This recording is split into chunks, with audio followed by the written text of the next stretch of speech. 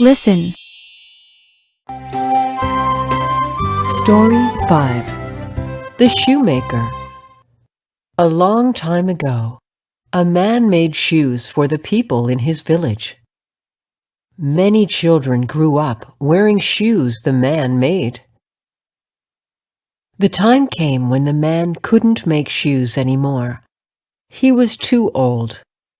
One day, the villagers came to him. They gave him a beautiful pair of shoes. Now it is our turn to make shoes for you. The villagers cheered as the old man walked slowly in his new shoes. I'm getting old.